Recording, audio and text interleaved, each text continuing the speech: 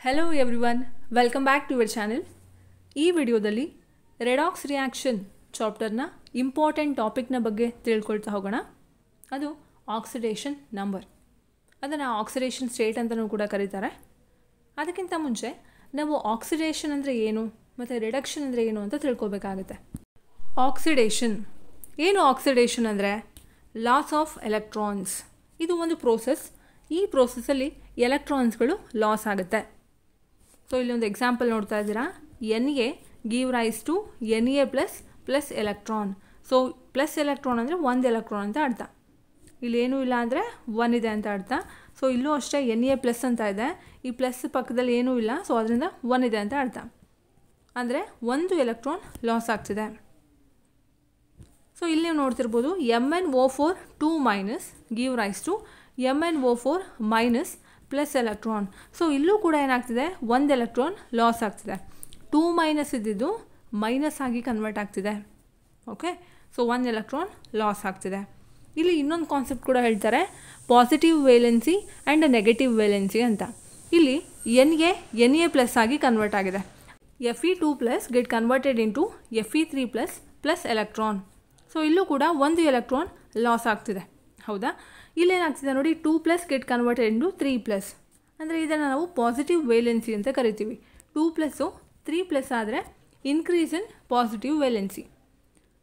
ಅದೇ ರೀತಿಯಾಗಿ negative valency. Negative valency ಅಂದರೆ, ಸೊ ಈ ಎಕ್ಸಾಂಪಲಲ್ಲಿ ನೋಡ್ತಿರ್ಬೋದು MnO4 2 minus which give rise to MnO4 minus plus electron.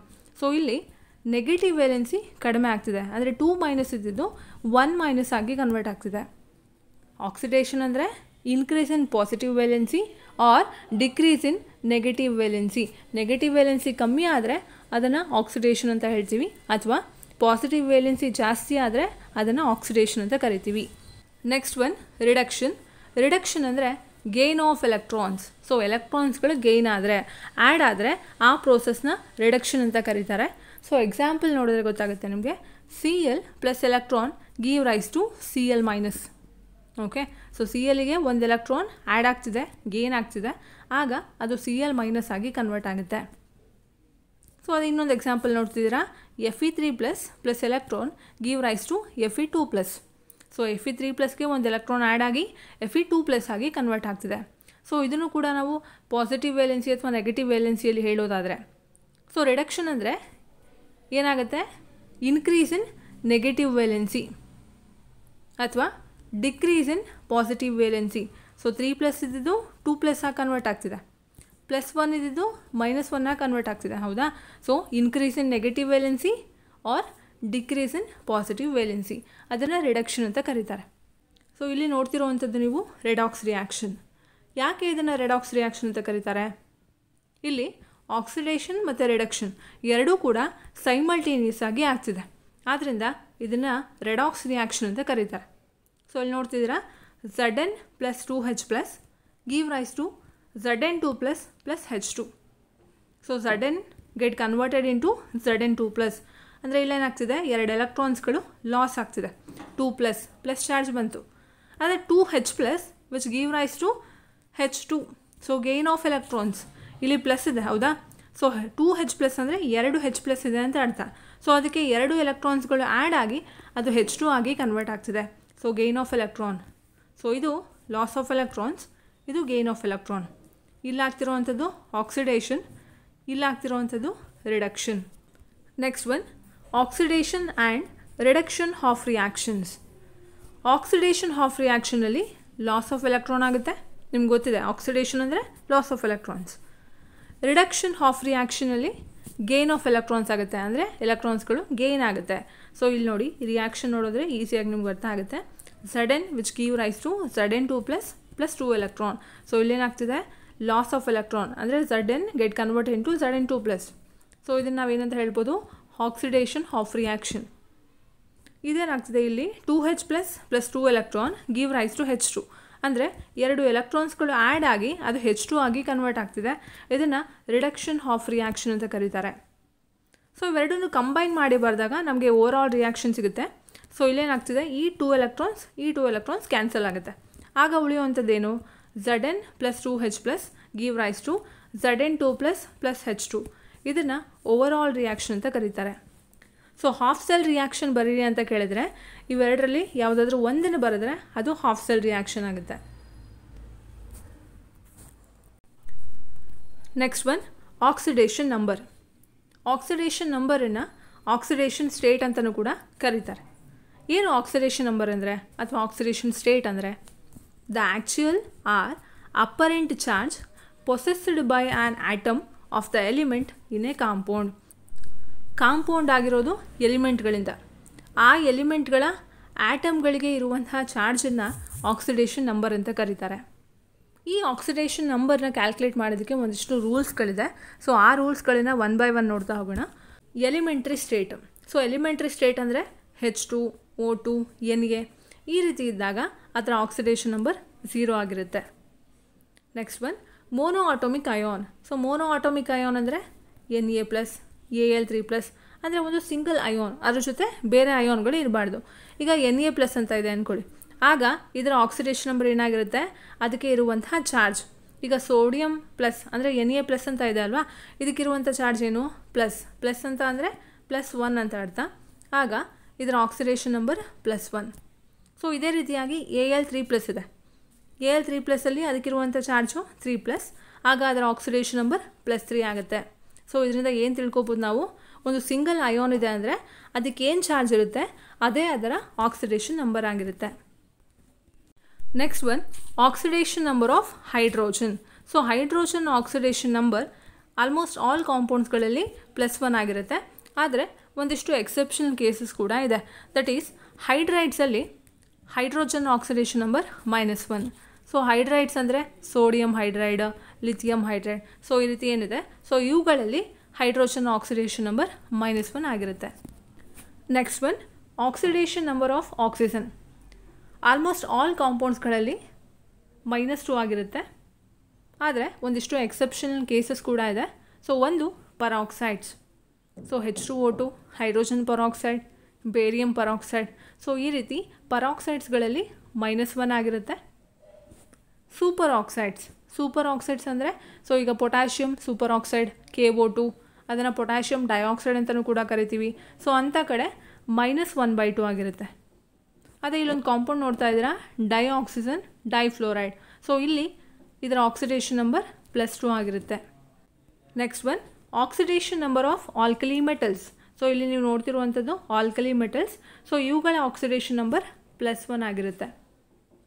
Oxidation number of alkaline earth metals. So ಇಲ್ಲೇನು ನೋಡ್ತಾ ಇದ್ದೀರಾ, ಇವೆಲ್ಲವನ್ನು ಕೂಡ ಆಲ್ಕಲೈನ್ ಅರ್ತ್ ಮೆಟಲ್ಸ್ ಅಂತ ಕರಿತೀವಿ. ಇದರ ಆಕ್ಸಿಡೇಷನ್ ನಂಬರ್ +2 ಆಗಿರುತ್ತೆ. In a molecule the sum of oxidation numbers of all the atoms should be 0. ಒಂದು ಮಾಲಿಕ್ಯೂಲಲ್ಲಿ ಅಂದರೆ ಒಂದು ನ್ಯೂಟ್ರಲ್ ಮಾಲಿಕ್ಯೂಲ್, ಅದಕ್ಕೆ ಯಾವುದೇ ರೀತಿ ಚಾರ್ಜಸ್ ಇರಲ್ಲ. ಸೊ ಅಲ್ಲೇನಾಗುತ್ತೆ, ಆ ಮಾಲಿಕ್ಯೂಲಲ್ಲಿ ಇರುವಂತಹ ಆಟಮ್ಸ್ಗಳ ಆಕ್ಸಿಡೇಷನ್ ನಂಬರ್ನ ಸಮ್ ಮಾಡಿದಾಗ ಅದು 0 ಆಗಿರುತ್ತೆ. ಸೊ ಇಲ್ಲಿ ಒಂದು ಎಕ್ಸಾಂಪಲ್ ನೋಡ್ತಿದ್ದೀರಾ, KMnO4. ಸೊ KMnO4 ಅನ್ನುವಂಥದ್ದು ಒಂದು ನ್ಯೂಟ್ರಲ್ ಒಂದು ಮಾಲಿಕ್ಯೂಲ್, ಹೌದಾ. ಸೊ ಇದರಲ್ಲಿರುವಂಥ ಆಟಮ್ಸ್ಗಳ ಆಕ್ಸಿಡೇಷನ್ ನಂಬರ್ನ ಸಮ್ ಮಾಡಿದಾಗ ಸೊ ಅದು =0 ಆಗಿರಬೇಕು. In an ion the sum of oxidation numbers of all the atoms is equal to charge on the ion. So ಅದೇ ಒಂದು ಅಯಾನ್ ಆಗಿದ್ರೆ ಸೊ ಅದರಲ್ಲಿರುವಂಥ ಆಟಮ್ಸ್ಗಳ ಆಕ್ಸಿಡೇಷನ್ ನಂಬರ್ ಸಮ್ ಮಾಡಿದಾಗ ಸೊ ಅದು ಅದರ ಚಾರ್ಜ್ ಏನಿದೆ ಅಯಾನಲ್ಲಿ ಸೊ ಅದಕ್ಕೆ ಈಕ್ವಲ್ ಆಗಿರಬೇಕು. ಇಲ್ಲಿ ಒಂದು ಎಕ್ಸಾಂಪಲ್ ಇದೆ, ClO4-. ಸೊ ಇದು ಒಂದು ಅಯಾನ್, ಯಾಕೆ ಇದಕ್ಕೆ ಚಾರ್ಜ್ ಇದೆ, ಹೌದಾ. ಸೊ ಈಗ ಇದರ ಆಕ್ಸಿಡೇಷನ್ ನಂಬರ್ ಏನಾಗುತ್ತೆ -1. ಸೊ ಇದಿಷ್ಟು ಕೂಡ rules to calculate oxidation number or oxidation state. So oxidation ನಂಬರ್ನ ಕ್ಯಾಲ್ಕುಲೇಟ್ ಮಾಡಬೇಕು ಅಂದರೆ ಇದಿಷ್ಟು ನಿಮಗೆ ಗೊತ್ತಿರಬೇಕು. ಈಗ ಆಕ್ಸಿಡೇಷನ್ ನಂಬರ್ನ ಹೇಗೆ ಕ್ಯಾಲ್ಕುಲೇಟ್ ಮಾಡೋದು ಅಂತ ನೋಡ್ತಾ ಹೋಗೋಣ. ಮೊದಲನೇದು KMnO4. ಇದರಲ್ಲಿ Mn, ಸೊ ಮ್ಯಾಂಗನೀಸ್ನ ಆಕ್ಸಿಡೇಷನ್ ನಂಬರ್ ಕ್ಯಾಲ್ಕುಲೇಟ್ ಮಾಡಬೇಕು. ಫಸ್ಟು ಅದರ ಮಾಲಿಕ್ಯುಲರ್ ಫಾರ್ಮುಲಾ ಬರ್ಕೋಬೇಕಾಗುತ್ತೆ, KMnO4.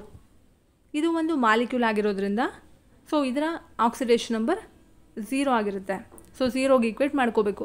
ಇದನ್ನು ಕೂಡ ನಾವು ರೂಲ್ಸಲ್ಲಿ ಸ್ಟಡಿ ಮಾಡಿದ್ದೀವಿ. ಸೊ ಇಲ್ಲಿ ನೀವು ನೋಡ್ತಿರ್ಬೋದು, ಇಲ್ಲಿ ಯಾವುದೇ ರೀತಿ ಚಾರ್ಜಸ್ ಇಲ್ಲ ಈ ಮಾಲಿಕ್ಯೂಲ್ಗೆ. ಸೊ ಅದರಿಂದ =0. ಸೊ ಫಸ್ಟು ಇರುವಂಥ ಆಟಮ್ K ಅಂದರೆ ಪೊಟ್ಯಾಷಿಯಮ್, ಇದು ಒಂದು ಆಲ್ಕಲಿ ಮೆಟಲ್. ಸೊ ಆಲ್ಕಲಿ ಮೆಟಲ್ಸ್ಗಳಿಗೆ ಆಕ್ಸಿಡೇಷನ್ ನಂಬರ್ +1 ಆಗಿರುತ್ತೆ. ಸೊ ಇದನ್ನು ನಾವು ರೂಲ್ಸಲ್ಲಿ ಸ್ಟಡಿ ಮಾಡಿದ್ದೀವಿ. ಸೊ ಆದ್ದರಿಂದ ನೀವು ರೂಲ್ಸನ್ನು ನೀಟಾಗಿ ಓದ್ಕೋಬೇಕು. +Mn.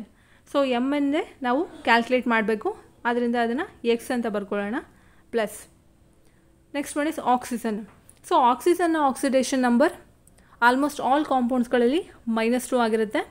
ಇನ್ ಕೇಸ್ ಅದು ಪರಾಕ್ಸೈಡ್ ಆಗಿದ್ದರೆ -1, ಅದೇನಾದರೂ ಸೂಪರ್ ಆಕ್ಸೈಡ್ ಆಗಿದ್ದರೆ -1/2, ಅದೇ ಡೈಆಕ್ಸಿಜನ್ ಡೈಫ್ಲೋರೈಡ್ ಥರ ಏನಾದರೂ ಇದ್ದರೆ +2 ಆಗಿರುತ್ತೆ. ಸೊ ಇಲ್ಲಿ ಇದು ಪರಾಕ್ಸೈಡು ಅಲ್ಲ, ಸೂಪರ್ ಆಕ್ಸೈಡು ಅಲ್ಲ, ಆದ್ದರಿಂದ ಇಲ್ಲಿ ನಾವು -2 ತಗೊಳ್ತೀವಿ. ಆ್ಯಂಡ್ ಇಲ್ಲಿ 4 ಆಕ್ಸಿಜನ್ ಆಟಮ್ಸ್ ಇದೆ, ಹೌದಾ, 4 O4, ಆದ್ದರಿಂದ 4 × -2. ಸೊ ಎಲ್ಲೆಲ್ಲಿ ಮೈನಸ್ ಚಾರ್ಜ್ ಬರುತ್ತೆ ಅಲ್ಲಿ ಆದಷ್ಟು ಬ್ರ್ಯಾಕೆಟ್ ಹಾಕೋದನ್ನು ಪ್ರಾಕ್ಟೀಸ್ ಮಾಡಿ. ದೆನ್ =0. ಸೊ +1 + X, 4 +4 × -2 ಏನಾಗುತ್ತೆ, -8 =0. ಸೊ +1 -8 -7 ಆಗುತ್ತೆ. X -7 =0. ಸೊ ಈ -7 ಈ ಕಡೆ ಹೋದಾಗ +7. So X = +7. ಸೊ ಇದು oxidation number of Mn. Next one CH4. So ಇಲ್ಲಿ C ಅಂದರೆ ಕಾರ್ಬನ್ನ ಆಕ್ಸಿಡೇಷನ್ ನಂಬರ್ ಕ್ಯಾಲ್ಕುಲೇಟ್ ಮಾಡಬೇಕು.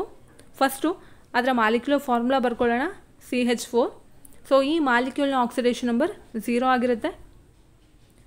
ಸೊ ಸೀದೆ ನಾವು ಕ್ಯಾಲ್ಕುಲೇಟ್ ಮಾಡಬೇಕು, ಆದ್ದರಿಂದ ಆ ಜಾಗದಲ್ಲಿ X ಅಂತ ಬರ್ಕೊಳ್ಳೋಣ. Plus hydrogen.